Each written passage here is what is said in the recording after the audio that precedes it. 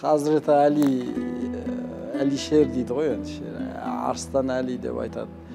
Сол кісі атқа мініп тұрған кезде айтқан сөзі бар ғой. Базарға келіп, базарда аралап шығайын деген кезде ат байлайтын ағашында орын болмай, атын бір кісіге ұстатып кетеді да, ұстай тұр деп ырзашылығын білдіріп, анау келсе қалады, сонымен халықтың жағдайын білейін деп бүркеніп базарға кіріп шығатын болғанда. Бір өзі, ешқандай адам жоқ, сопровождение жоқ.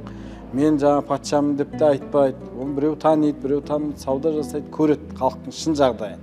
Сөйтіп келіп енді, бағана адам айтқан уақытымнан 10 минут ұзап кетіппін ғой деген сияқты, қап мына ырзалықпен бір 2000 теңгені ұстатайыншы, шын бір жақсы адам екен деп мынаны алып, мынаны салып дайындап келатады ғой, жаңа ақшаны. Сөйтіп келе жатса ат тұр, жүген жоқ дейді да. Мынау әшейін менің жүгенімді ұрлау үшін тұрған адам екен ғой, қап деп. Сонымен атын үйіне әкеліп, көмекшісіне айтады ғой, маған жүген алып кел, мен жолға шығамын деп. Сонымен көмекшісіне 5 тілде ақша береді. Сөйтіп көмекшісіне әкеледі, ақшаны сөйтіп әкеп қойдым, жолға шыға берсеңіз болады дейді. Аттың үстіне мінеді. Сөйтіп айтады, 2 тілде міне. Жаңа ақшаңыз, сдачаңыз деген сияқты қайтарып. Бұл 3 тілде әкелді. Қалай қараса өзінің жүгені екен. Сонда Әли айтады, мынау жаным қолында болған Алламен ант қылайын дейді.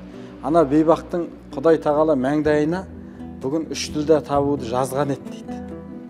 Мен дайындап келатыр едім дейді. Соған болса да тұрса да беріп кетейін деп. Бірақ ол өзі қалады дейді, ұрлап алуды. Ол өзінің тағдырын өзгертті. Бірақ ырзық, несібе оған адал жолмен де келейін деп тұр еді. Біз сөйтеміз да, адам жаңағындай сондай кезде шайтан келеді ғой. Сөйтіп жаңағындай жаман жолды таңдатады. Өзінің нәпсісі жаман жолды таңдатады. Өзінің нәпсісі де кейде адамның жаңағындай тәтті тамақты жеп жіберейінші, мен неге жемеске деген сияқты тәкаппарлық сөйтіп келеді ғой, сөйтіп бұзылады. Адам баласының жалпы негізі осы тағдыры. Енді көп жерде айтып жүріп қой, мынау тағдыр тақтасына жазылады. Бұйырмаған дейді қазақта.